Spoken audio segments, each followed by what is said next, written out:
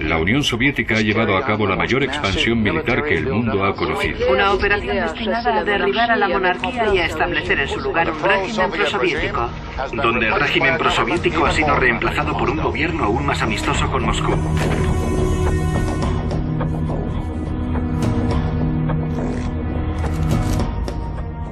Durante la Guerra Fría, miles de agentes durmientes estaban preparados para entrar en acción si el Ejército Rojo hubiera ocupado Europa Occidental.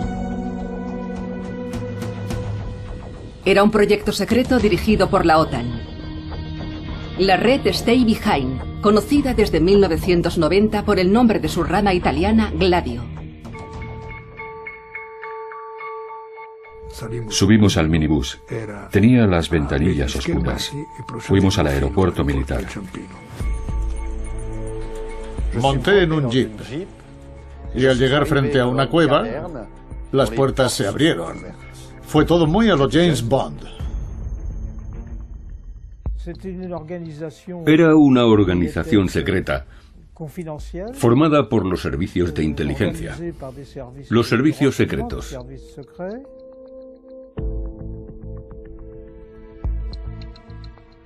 Nos dijeron que entre los agentes, quizá alguno de ellos tuviera la suficiente motivación como para querer pasar a la acción. Por primera vez vamos a conocer a los agentes detrás de las líneas de la Guerra Fría. Arrojaremos luz sobre los secretos que han permanecido ocultos a la sombra de Stay Behind. Nosotros fuimos Gladio.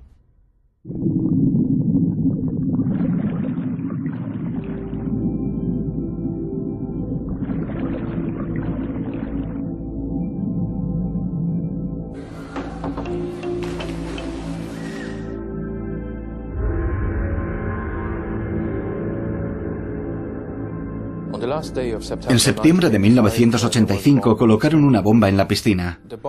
Estalló durante la noche. Quien la puso se subió al tejado y la colocó cerca de una trampilla. La bomba explotó, la presión fue hacia abajo, impactó en el agua y se dispersó por toda la piscina. Por eso la destrucción fue tan enorme. A mediados de 1980, más de 20 ataques terroristas asolaron Luxemburgo. No hubo víctimas, pero las bombas sembraron el pánico en el pequeño estado del centro de Europa. La población estaba impactada. Esperaba bombardeos en cualquier parte.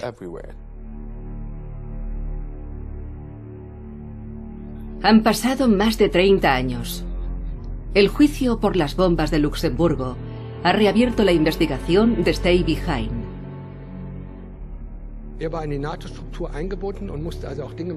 Según el testigo alemán Andreas Kramer, los que estaban detrás de las explosiones en Luxemburgo pertenecían a la red secreta de la OTAN, conocida como Gladio.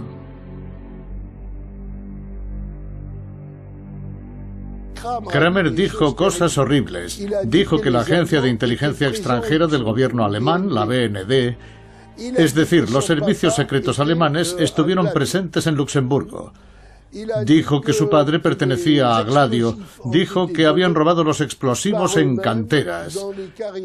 Kramer repitió estas acusaciones tan graves en varias ocasiones bajo juramento.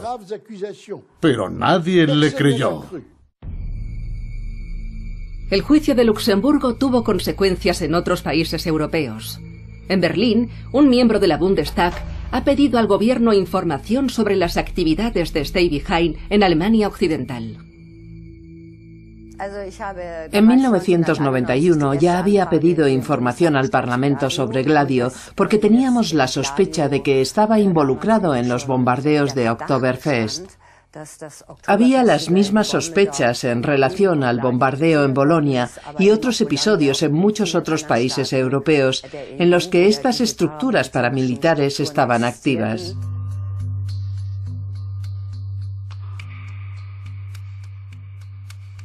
Trece personas murieron en la masacre de Oktoberfest en 1980, incluida la que puso la bomba, el neonazi Gundolf Keller.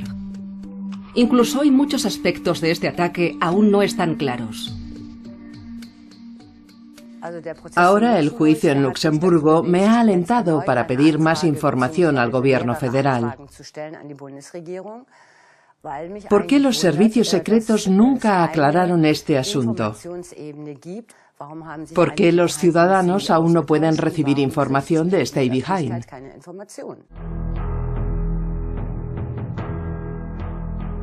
Bélgica también, en los años 80, tuvo su propia oleada de terror provocada por una serie de atracos extremadamente violentos que dejaron 28 muertos entre 1983 y 1985.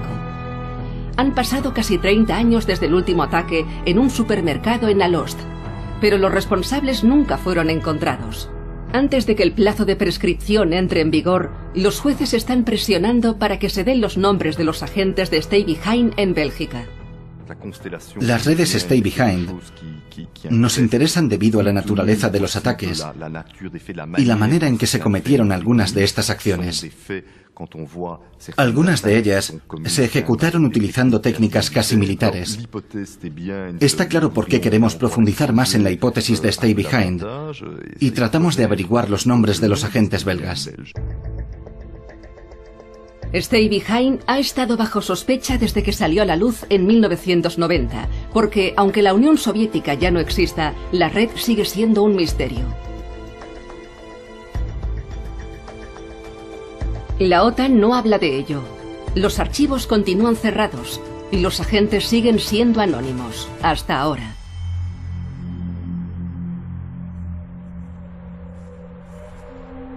Albert Ras estaba al mando de una de las dos redes Stay Behind de Bélgica, el país donde empezó todo. Y por primera vez ha accedido a hablar de ello. El 10 de noviembre de 1942, los alemanes fusilaron a miembros muy jóvenes de un grupo de exploradores y a su capellán, porque estaban involucrados en una red embrionaria de inteligencia. No habían tenido mucho entrenamiento.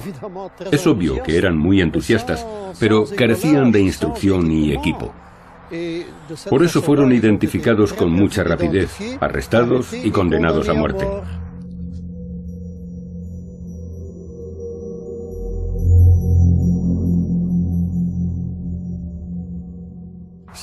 Tras las hostilidades, este fue, en realidad, el principal argumento para intentar crear las organizaciones Stay Behind, es decir, organizaciones de inteligencia detrás de las líneas enemigas para evitar que se repitiera este tipo de tragedia. Durante la invasión de las Ardenas en la Segunda Guerra Mundial, los partisanos belgas dificultaron la labor de las tropas nazis, ralentizando sus maniobras o atrayéndolas a emboscadas con actos de simple sabotaje, como girar las señales de las carreteras en dirección contraria. Así, tras la caída de Hitler, Churchill propuso al gobierno belga la creación y entrenamiento de una nueva red de resistencia. Estaba convencido de que un nuevo conflicto estaba a punto de comenzar. Tras el fin de las hostilidades, el gobierno británico estaba muy preocupado.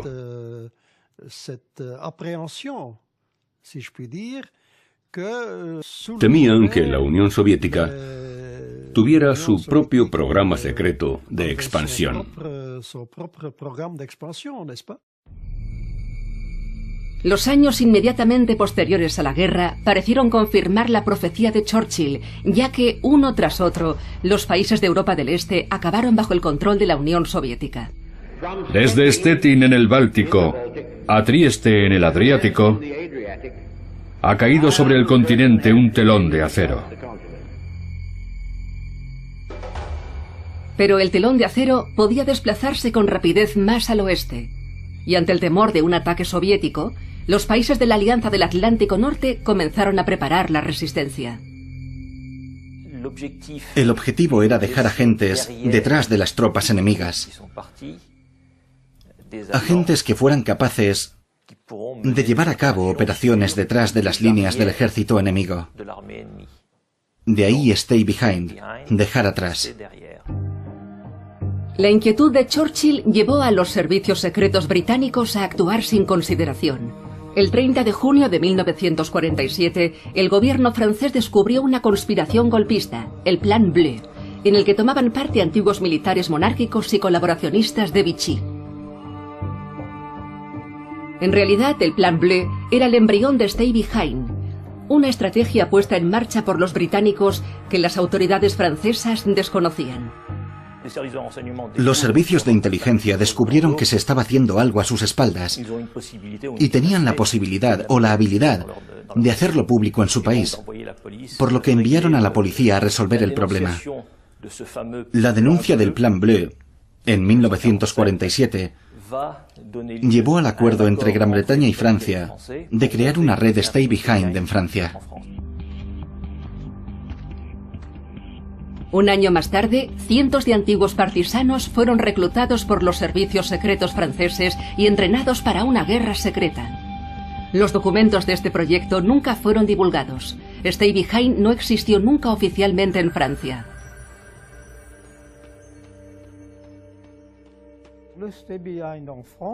Stay Behind en Francia era el equivalente a lo que los aliados anglosajones habían planeado en el marco de la Alianza Atlántica. Sin embargo, se parecía más a un servicio secreto, en un hipotético caso en el que el ejército soviético se las arreglara para ocupar los países de Europa Occidental.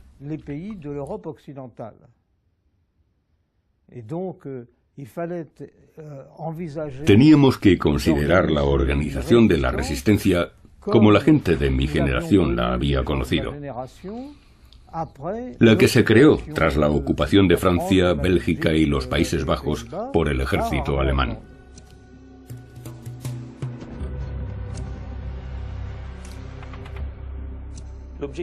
El objetivo de Stay Behind era doble. El primero era organizar las rutas de escape. Pero ¿quién tenía que escapar? Todas las personas indispensables para el funcionamiento de una nación tenían que ser evacuadas. Por otra parte, la red Stay Behind tenía que actuar. Por tanto, había propaganda. Había también sabotaje y combate.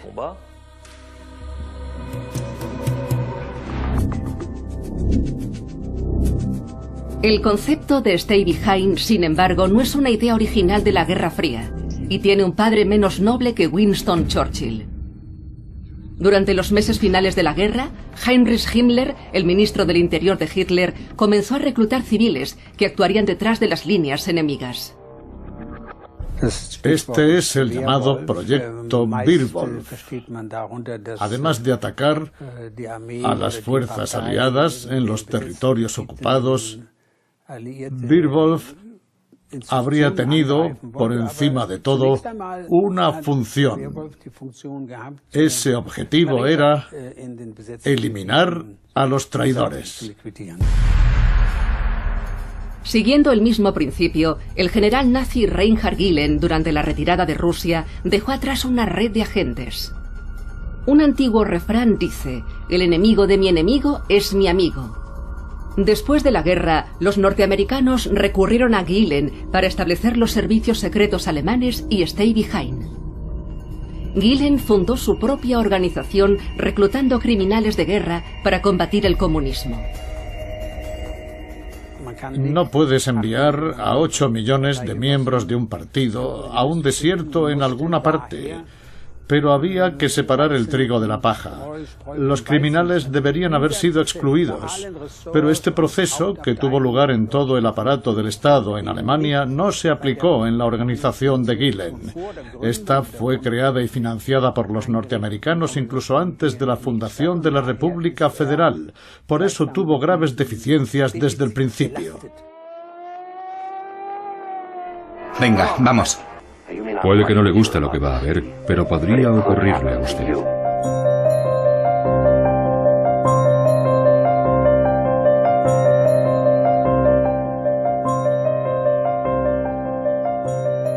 Si el comienzo de los años 50 en Estados Unidos fueron los años del macarcismo, la pesadilla roja en Europa era la de un ataque militar soviético.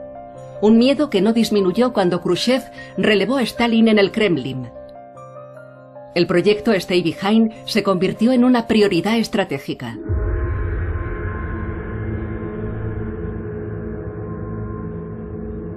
El proyecto se extendió con rapidez por toda Europa occidental bajo la protección de la OTAN. Se reclutaron 50 agentes en Noruega, 150 en Alemania y 600 en Italia. Incluso la España de Franco decidió tomar parte en el programa. Mientras que en la neutral Austria, los norteamericanos construyeron una red y proporcionaron armas sin informar siquiera al gobierno. Las redes Stay Behind eran independientes, pero estaban conectadas unas con otras. Todos fueron entrenados por los servicios secretos británicos y contactaban vía radio, mientras que sus responsables nacionales se reunían de manera regular en un comité secreto de la OTAN para intercambiar ideas y experiencias. La OTAN no tenía ninguna función de mando. Digamos, por ejemplo, que metemos a 10 personas aquí, en una sala, y les preguntamos cómo protegerían a sus familias en caso de que hiciera mal tiempo, de que hubiera inundaciones. Bien, cada familia decide por sí misma, pero como la comunicación con las otras familias es necesaria, se hace a través de un puesto de coordinación. Pero este puesto de coordinación no tiene autoridad. No tiene poder para tomar decisiones sobre el conjunto de normas que cada una de las familias o países ha establecido. Dentro del comité de la OTAN, la Francia de De Gaulle, tras el trauma de la invasión alemana, rechazó la idea subyacente de Stay Behind, ya que negaba la posibilidad de una nueva invasión. Nuestros amigos norteamericanos siempre pensaron que, en caso de un enfrentamiento con la Unión Soviética, quizá la Unión Soviética podría invadir la Europa democrática, pero continuaron la Guerra Fría. Nosotros, los europeos, y en particular el pueblo francés, dijimos que no aceptábamos esta hipótesis. Nosotros teníamos que actuar con anticipación. Y durante todos esos años trabajamos a favor de la política de disuasión de las armas nucleares.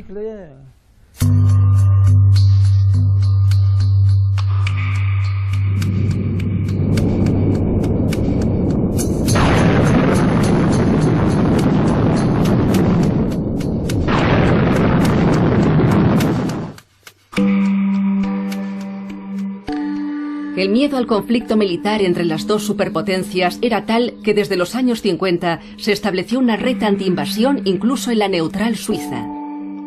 Permanecería operativa hasta 1990, con el nombre en clave de P-26. Los miembros de la P-26, aquellos que pertenecían a la organización o que la dirigían, todos me dieron la impresión de ser personas que querían hacer algo positivo por su país. No eran fascistas, eran personas comunes y corrientes, hombres y mujeres del pueblo.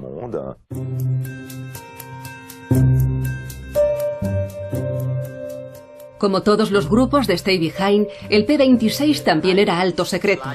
Tan secreto que hasta el Ministerio de Defensa sabía poco o nada al respecto.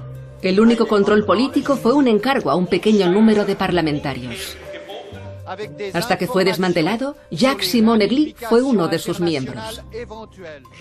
El jefe del Estado Mayor me llamó un día.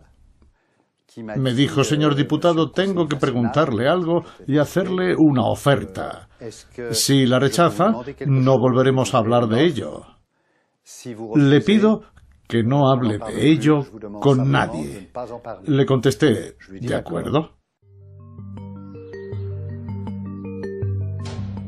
Luego, un día, vinieron y me llevaron a Berna en helicóptero, y de Berna de nuevo en helicóptero a Gstaad. En Gstaad monté en un jeep y al llegar frente a una cueva, las puertas se abrieron. Fue todo muy a lo James Bond. El entrenamiento del grupo P-26 tenía lugar en un búnker de la Segunda Guerra Mundial, oculto entre las villas de lujo para los turistas. Todos los miembros conocían este hotel en el que estamos ahora. Es el Schweizerhof. Aquí les proporcionaban una habitación y podían dormir y comer. Tenían trabajo que hacer y cuando salían al pasillo tenían que llevar un pasamontañas para que nadie pudiera reconocerlos.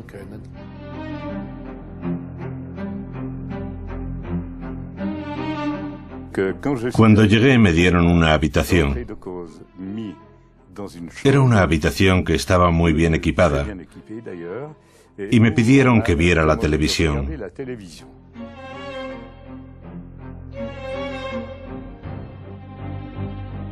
Encendí la televisión y allí estaba el jefe del ejército retransmitiendo un mensaje. Nos dijo que todo era una red que había creado y aprobado el Consejo Federal y cuyos objetivos eran resistir. Si Suiza caía bajo el control enemigo, había que resistir.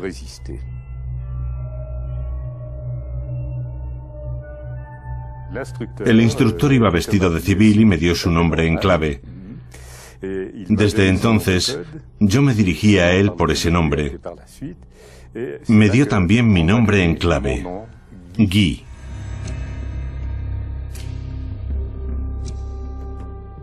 Aprendieron a cifrar y decodificar mensajes, a hacer transmisiones.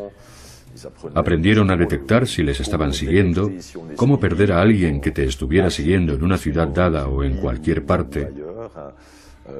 Otros ejercicios eran bastante más militares.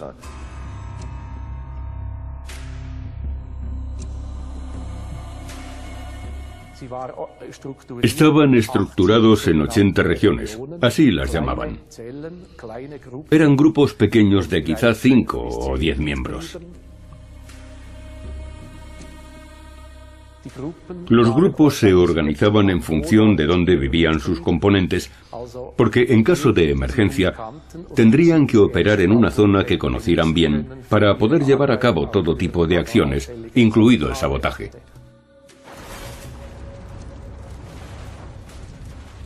Debido a la neutralidad de Suiza, el P-26 no formaba parte de la red Stay Behind, pero estaba estructurada de la misma manera. De hecho, el entrenamiento de los instructores fue confiado al Servicio Secreto Británico. Tras su descubrimiento, se realizó una investigación especial para examinar al P-26 e indagar si hubo violaciones de la ley suiza.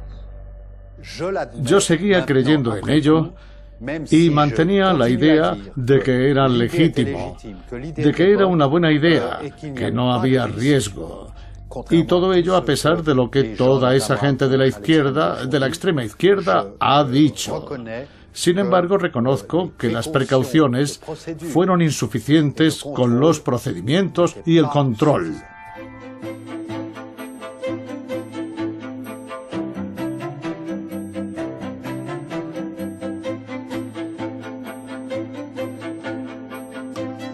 Pero en la época de la experimentación nuclear en la carrera espacial, el respeto a las garantías democráticas era considerado un lujo al que se podía renunciar con facilidad.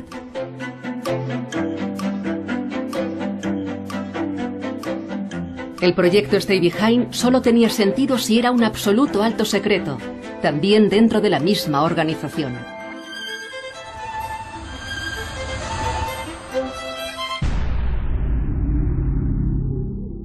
En una red, cada gladiador conocía a una o dos personas, quienes a su vez conocían a una o dos personas, por lo que no es un hecho dado que en una red de 5 hombres, el quinto conociera al líder de la red. Durante el periodo en el que estuve al mando de Gladio, creo que conocí más o menos a todos ellos. Esas personas creían en lo que estaban haciendo, creían lo que les habían contado. Y eso era que tenían que trabajar en defensa del país. No debían esperar nada aparte del hecho de que, ocurriera lo que ocurriese, sus nombres nunca serían revelados. La red italiana Gladio es la única hasta ahora que ha publicado los nombres de sus agentes. Entre ellos hay profesores, ingenieros, cazadores y leñadores, hombres de clase media, feroces anticomunistas y, sobre todo, hombres más allá de toda sospecha.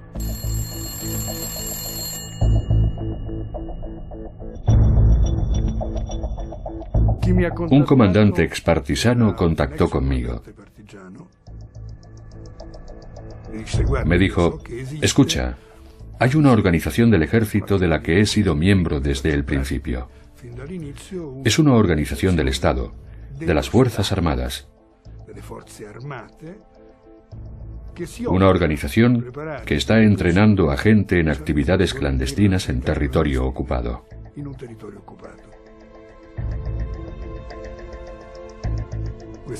Eso me convenció. Y en principio dije que sí. Después de algún tiempo, el portero me dijo que los carabinieri habían venido y habían hecho preguntas sobre mí. ¿Cómo era yo? ¿Cómo me comportaba? Y entonces comprendí que ese era el procedimiento estándar. Ni siquiera eran carabinieri, quizá fueran agentes del servicio secreto.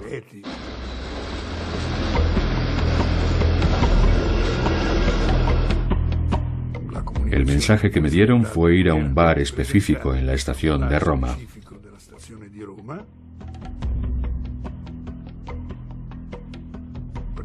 Tomamos una copa y salimos de la estación donde un minibús blanco nos estaba esperando. Subimos al minibús. Tenía las ventanillas oscuras y fuimos al aeropuerto militar. A bordo de un avión con ventanillas oscuras, los agentes de Gladio fueron trasladados a una base secreta en Cerdeña para entrenarse. Recibí entrenamiento en defensa con armas ligeras, armas de combate individual. Había armas italianas y norteamericanas en la base. Nunca llevamos armas fuera de allí. No era un entrenamiento para combatir, sino para convertirse en espía. Los reclutas de Stay Behind aprendían a seguir a alguien, a sabotear algo, a enviar mensajes cifrados vía radio o a manejarse bien en combates individuales.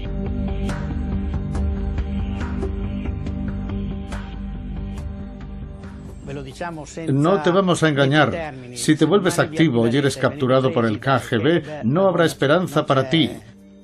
Morirás. Será una muerte atroz. Es impactante, pero piensas, bueno, cueste lo que cueste, esto es algo que tengo que hacer.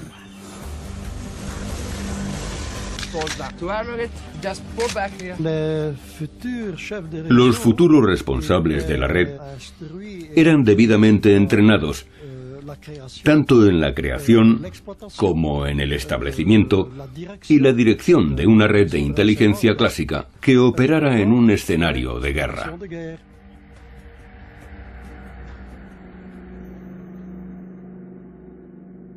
La tarea era recoger a cualquiera de nuestros pilotos que cayera en territorio ocupado, porque, como nos explicaron, una división blindada podía estar operativa en 3 meses, pero un piloto de caza tarda 5 años en terminar su instrucción. La actividad más importante de los agentes era la de extracción, hacer entrar y salir hombres de un territorio ocupado. Para poder llevarlo a cabo, estaban los ejercicios internacionales, que hacían posible que la red de inteligencia de un país actuara en colaboración con las redes de otros países.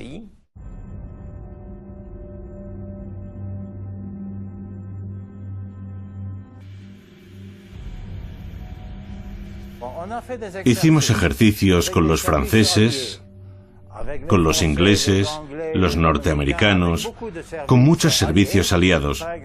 Por ejemplo, una extracción aérea. Eso significaba que los aliados venían en un avión y lanzaban un objeto usando un paracaídas, o si venían en helicóptero, aterrizaban y dejaban a una persona en nuestro territorio.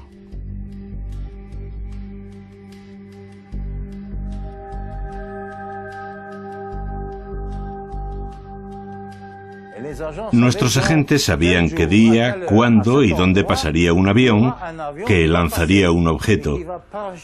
Por eso estaban en el lugar y llevaban pequeñas linternas. Era todo muy preciso.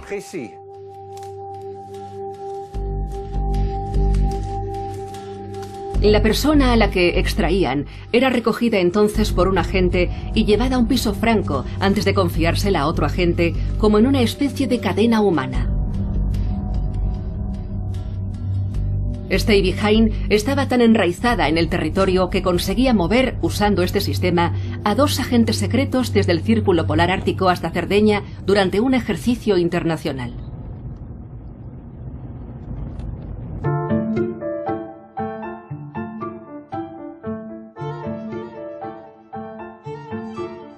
La Unión Soviética también tenía su red secreta para utilizarla en caso de un ataque a Europa. Spetsnaz. Los hombres y mujeres que vivían de incógnito en los países occidentales estaban entrenados para preparar el terreno para la invasión. El caso de Spetsnaz es diferente al de Stay Behind, pero se engloba dentro del trabajo de los rangos más altos.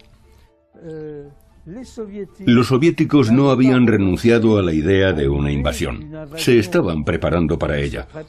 Era tarea de los militares prepararse para ello.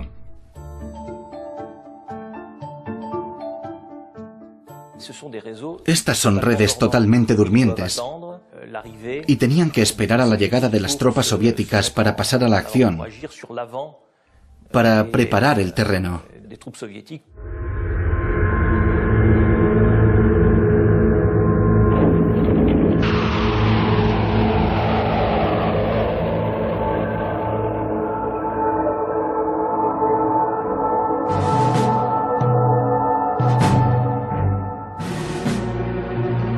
En caso de invadir, los soviéticos habrían invadido primero Alemania Occidental.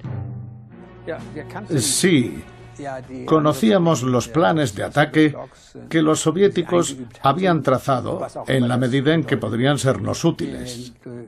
La primera línea de ataque era hacia Schleswig-Holstein, luego hacia el Rin y a través de Austria hacia el sur de Alemania. Los agentes de Stay Behind sabían que lo primero que tenían que hacer en caso de una invasión era encender la radio. Los agentes habrían sido activados. Se dice activar, entre otras palabras. Se habría contactado con ellos y se les habría dicho: cuidado, ahora esto no es un juego, va en serio.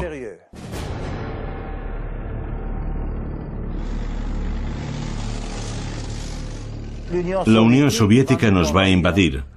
Vamos a mantener contacto. Vamos a comunicarnos con vosotros por radio y luego nos reuniremos en la zona libre.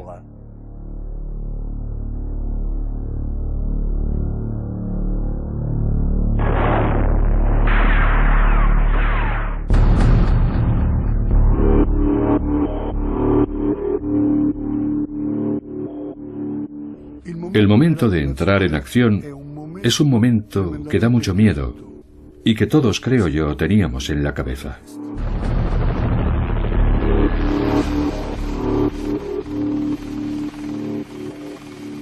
Yo había organizado una dispersión inmediata, que fueran a refugios, a lugares preacordados que nunca hubieran sido revelados a nadie.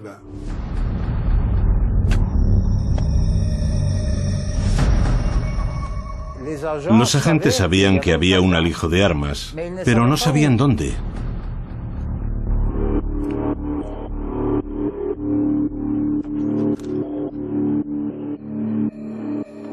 Sin embargo, en caso de ocupación, les habríamos comunicado dónde podían encontrar las armas. Les habríamos dicho: id a buscarlas, allí las encontraréis.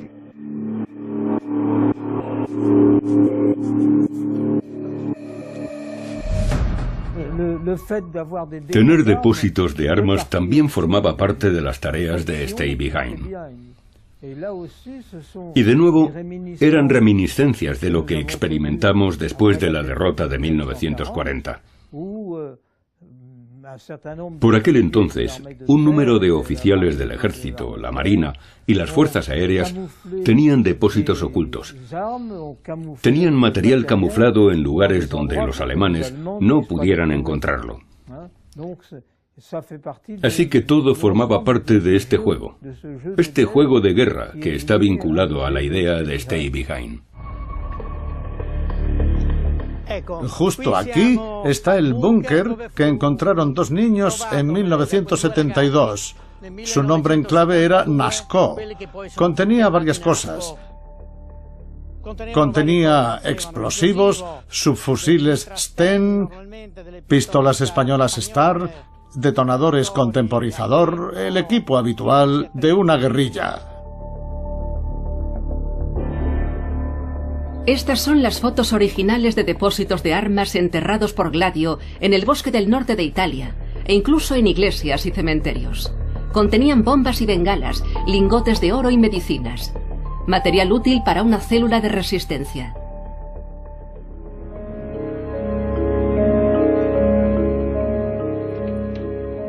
Pero si la invasión hubiera tenido lugar, es probable que Stay Behind hubiese sido eliminada en pocas horas. En Alemania, al menos, donde la Stasi había conseguido interceptar a los agentes. Aquí se ve con claridad que hubo un contacto por radio entre el cuartel general de la BND en Pullac, Baviera y Cerdeña. Por desgracia, el contenido de estas transmisiones de radio no se conoce. Pero esto podría cambiar si los servicios secretos alemanes desclasificaran estos documentos y nos permitieran conocer mejor estas estructuras.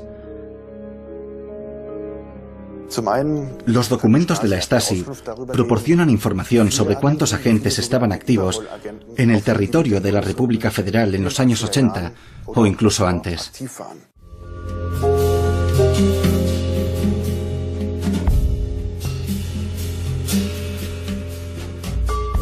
En cuanto al espionaje, en la República Democrática Alemana éramos muy conscientes de la amenaza.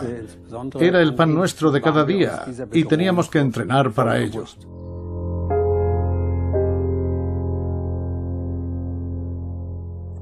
De hecho, los agentes tenían que llevar con ellos tan pocos documentos escritos como pudieran.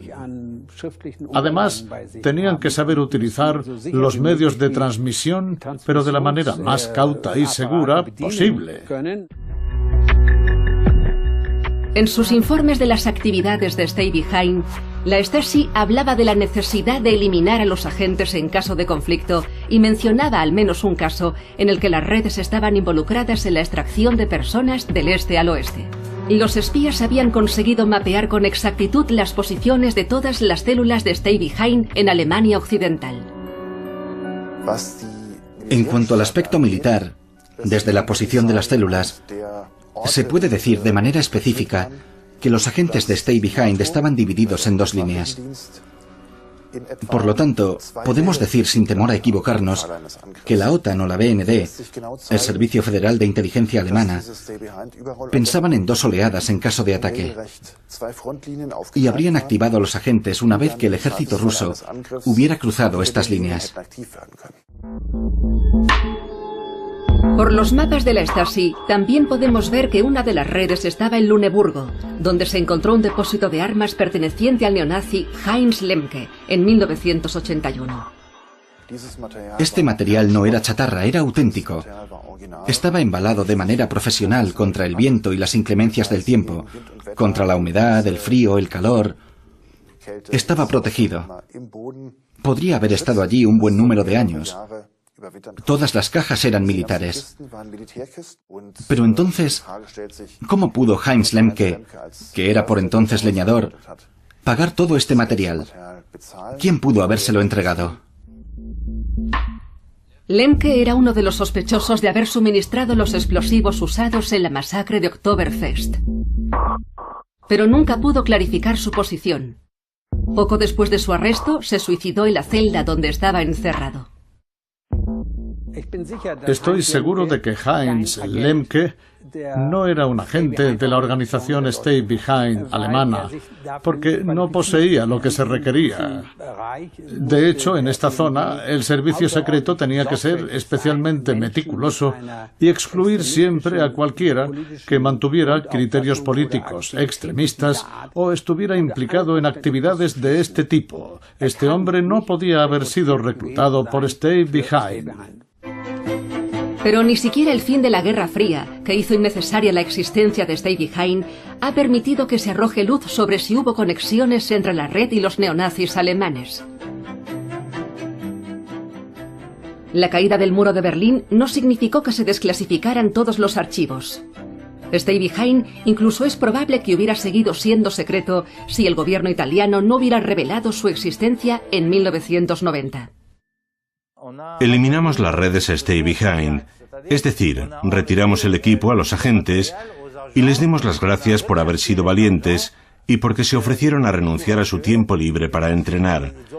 Se habían ofrecido voluntarios para ayudar a su país.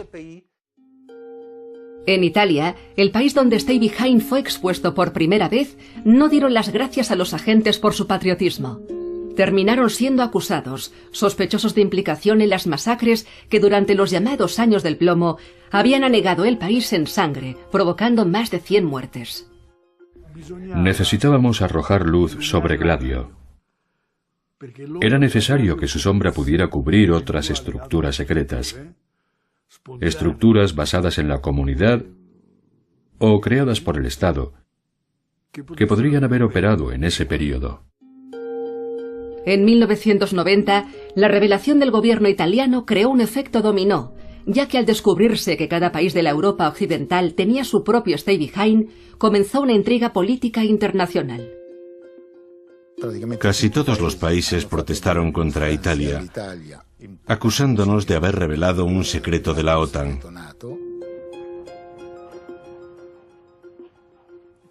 Estoy hablando de los norteamericanos, los británicos, los franceses, quienes desde ese momento se negaron a hablar con nosotros.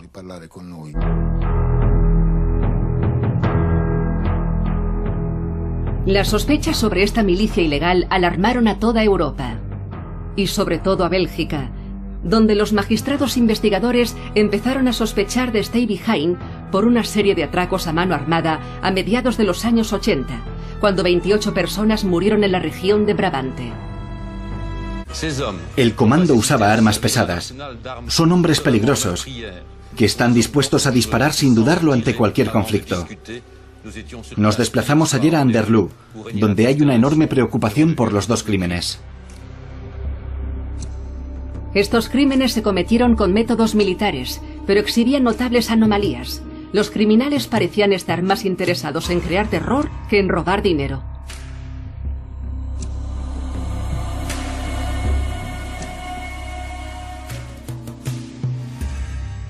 Una de dos. O son bandidos, psicópatas, muy hábiles, o son terroristas. Porque más allá de los robos y del botín del que se apropiaron, hubo otras consecuencias. Crearon una gran tensión dentro del país. Cuando nos enteramos en 1990 de la existencia de esta red clandestina de resistencia, no me molestó personalmente como ciudadano. Lo consideré legítima defensa. Pero nos dijeron que entre los agentes de esta inteligencia clandestina, de estos grupos Stay Behind, quizá alguno de ellos tuviera la suficiente motivación como para querer pasar a la acción, para demostrar de manera más rápida que era necesario fortalecer nuestro sistema. El Senado belga constituyó una comisión investigadora para averiguar si Stay Behind estuvo implicado en actos de terrorismo. Recuerdo que en 3 ocasiones uno de los miembros del comité parlamentario me pidió que les diera nombres. La primera vez contesté no. La segunda vez, de nuevo, con amabilidad, respondí no. Y la última vez dije, no sé nada, y lo entendió.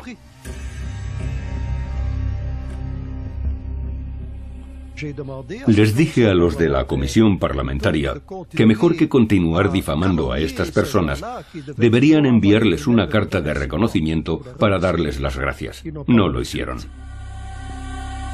Los atracos de Brabante tuvieron lugar durante los mismos años que las actividades del Bommelier, el que pone bombas, que sacudió a Luxemburgo con una serie de explosiones. Aquí también, agentes de Stay Behind fueron juzgados. Las redes Stay Behind no tienen conexión con lo que ocurrió en el caso Bommelier durante los años 80. No tuvimos nada que ver. Teníamos 10 personas en Luxemburgo, 10 agentes. Nuestros agentes no tenían misiones de combate. No estaban entrenados para disparar con armas. No tenían preparación en explosivos. Íbamos a activar a los agentes en tiempos de paz por otras razones que no fueran las puramente estratégicas. No, nunca, nunca jamás. Desde 1990 no ha aparecido ninguna evidencia concreta ni en Italia ni en ningún otro país que conecte a Stay Behind con crímenes o actos terroristas. Pero Stay Behind no era la única estructura que operaba en la sombra contra el comunismo en Europa. No perdamos de vista que las redes Stay Behind corren paralelas a una serie de operaciones montadas por los servicios de inteligencia durante la Guerra Fría.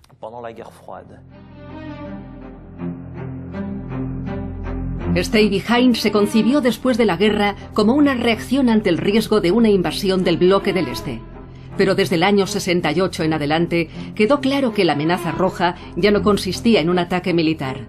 El verdadero miedo era que los comunistas pudieran derrocar el sistema desde dentro.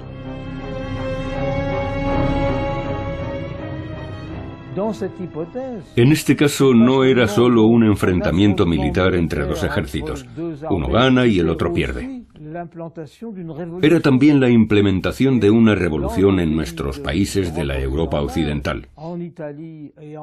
En Italia y Francia, sobre todo, había partidos comunistas que representaban de algún modo la vanguardia del ejército soviético.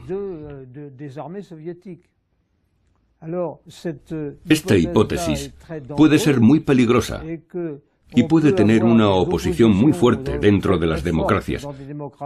Pero eso no significa que el oponente esté dispuesto a traicionar los intereses del país.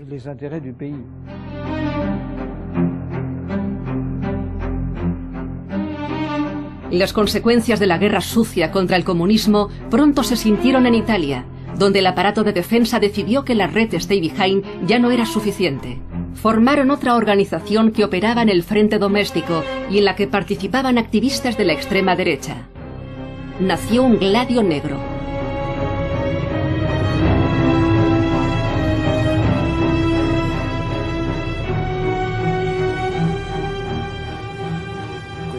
Por una parte, esta organización tenía una serie de tareas similares a las del verdadero Gladio. Es decir, intervenir en caso de invasión, etc. Pero, por otra parte, tenía tareas que eran, yo diría, de un carácter opuesto políticamente a lo que era la izquierda.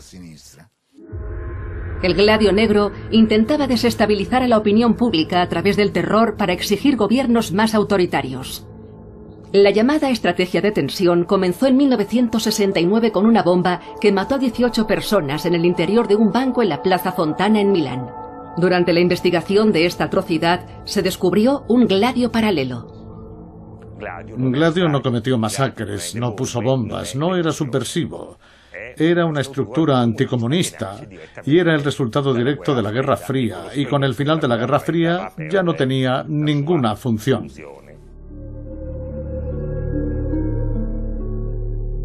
Al mismo tiempo, en mi investigación de Milán, emergió algo más. Otra estructura que era completamente ilegal y subversiva, no solo ilegítima. La llamada Nucli en defensa del Estado.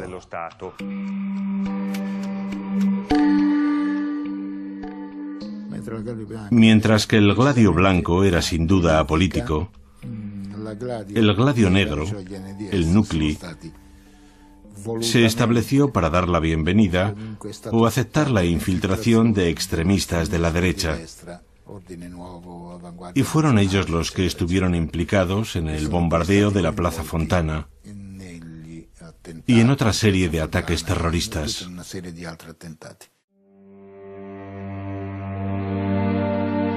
De documentos desclasificados ha salido a la luz que los Estados Unidos conocían la estrategia de Gladio Negro.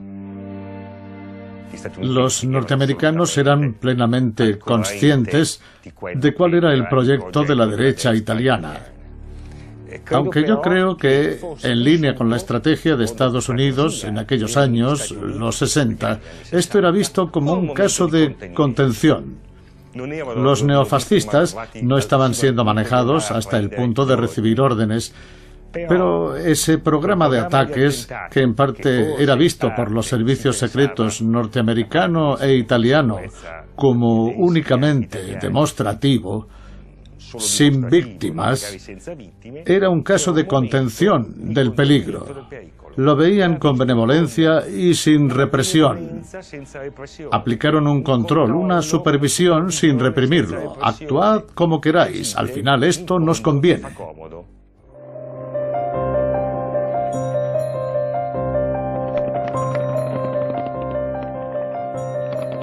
El continuo silencio de la OTAN respecto a las operaciones de Stay Behind es inexplicable. Más de 2 décadas después del final de la Guerra Fría, ni la Alianza Atlántica ni los servicios secretos occidentales han levantado el velo de secretismo que rodea a esta organización. Hasta que esto ocurra, son posibles todas las conjeturas, incluida la idea de que en alguna parte, donde la amenaza rusa todavía es real, las redes de Stay Behind aún existen. No sabemos qué pasará mañana. Opino que un mínimo de vigilancia no es ninguna locura.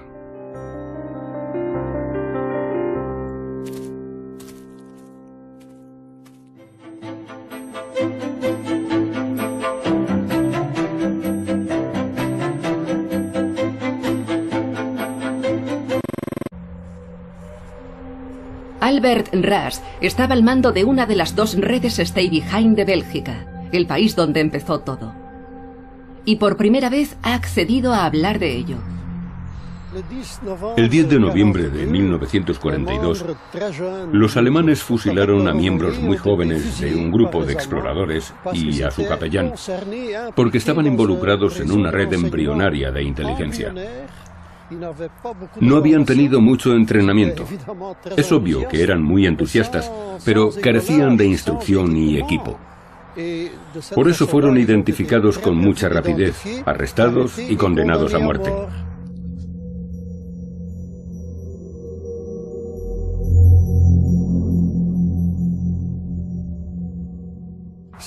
Tras las hostilidades, este fue, en realidad, el principal argumento para intentar crear las organizaciones Stay Behind. Es decir, organizaciones de inteligencia detrás de las líneas enemigas para evitar que se repitiera este tipo de tragedia. Durante la invasión de las Ardenas en la Segunda Guerra Mundial, los partisanos belgas dificultaron la labor de las tropas nazis, ralentizando sus maniobras o atrayéndolas a emboscadas con actos de simple sabotaje, como girar las señales de las carreteras en dirección contraria. Así, tras la caída de Hitler, Churchill propuso al gobierno belga la creación. ¿Por qué los servicios secretos nunca aclararon este asunto? ¿Por qué los ciudadanos aún no pueden recibir información de Stay Behind?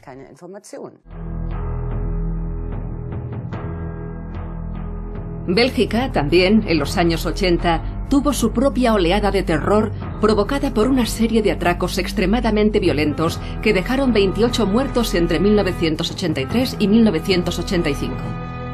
Han pasado casi 30 años desde el último ataque en un supermercado en Alost, pero los responsables nunca fueron encontrados. Antes de que el plazo de prescripción entre en vigor, los jueces están presionando para que se den los nombres de los agentes de Stay Behind en Bélgica. Las redes Stay Behind nos interesan debido a la naturaleza de los ataques y la manera en que se cometieron algunas de estas acciones. Algunas de ellas se ejecutaron utilizando técnicas casi militares. Está claro por qué queremos profundizar más en la hipótesis de Stay Behind y tratamos de averiguar los nombres de los agentes belgas. Stay Behind ha estado bajo sospecha desde que salió a la luz en 1990, porque aunque la Unión Soviética ya no exista, la red sigue siendo un misterio. La OTAN no habla de ello.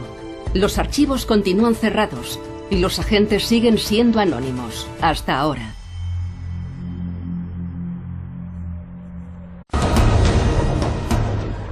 La Unión Soviética ha llevado a cabo la mayor expansión militar que el mundo ha conocido. Una operación destinada a derribar a la monarquía y a establecer en su lugar un régimen prosoviético.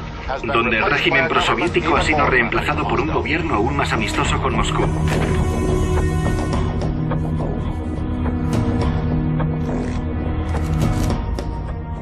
Durante la Guerra Fría, miles de agentes durmientes estaban preparados para entrar en acción si el Ejército Rojo hubiera ocupado Europa Occidental. Era un proyecto secreto dirigido por la OTAN. La red Stay Behind, conocida desde 1990 por el nombre de su rama italiana, Gladio. Subimos al minibús. Tenía las ventanillas oscuras. Fuimos al aeropuerto militar. Monté en un jeep y al llegar frente a una cueva, las puertas se abrieron. Fue todo muy a lo James Bond. Era una organización secreta, formada por los servicios de inteligencia, los servicios secretos.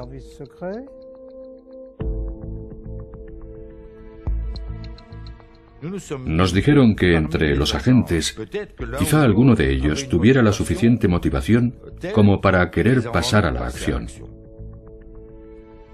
Por primera vez vamos a conocer a los agentes detrás de las líneas de la Guerra Fría. Kramer dijo cosas horribles. Dijo que la agencia de inteligencia extranjera del gobierno alemán, la BND, es decir, los servicios secretos alemanes, estuvieron presentes en Luxemburgo. Dijo que su padre pertenecía a Gladio. Dijo que habían robado los explosivos en canteras. Kramer repitió estas acusaciones tan graves en varias ocasiones bajo juramento. Pero nadie le creyó. El juicio de Luxemburgo tuvo consecuencias en otros países europeos. En Berlín, un miembro de la Bundestag ha pedido al gobierno información sobre las actividades de Stay Behind en Alemania Occidental. En 1991 ya había pedido información al Parlamento sobre Gladio porque teníamos la sospecha de que estaba involucrado en los bombardeos de Oktoberfest. Había las mismas sospechas en relación al bombardeo en Bolonia y otros episodios en muchos otros países europeos en los que estas estructuras paramilitares estaban activas.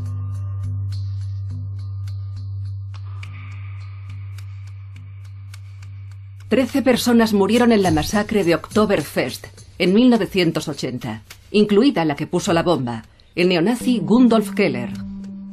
Incluso hoy muchos aspectos de este ataque aún no están claros. Ahora el juicio en Luxemburgo me ha alentado para pedir más información al gobierno federal. Arrojaremos luz sobre los secretos que han permanecido ocultos a la sombra de Stay Behind. Nosotros fuimos Gladio.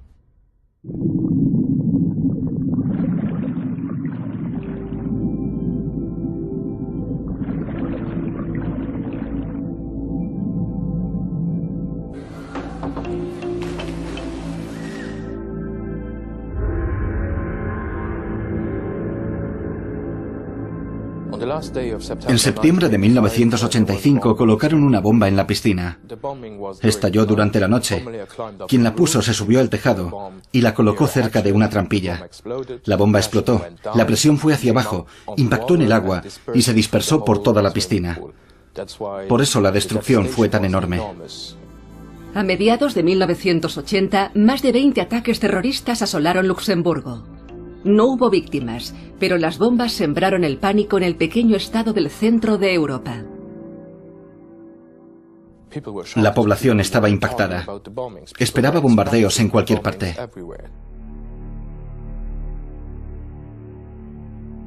Han pasado más de 30 años.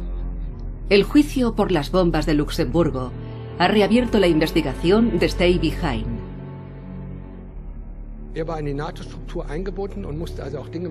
Según el testigo alemán Andreas Kramer, los que estaban detrás de las explosiones en Luxemburgo pertenecían a la red secreta de la OTAN, conocida como Gladio.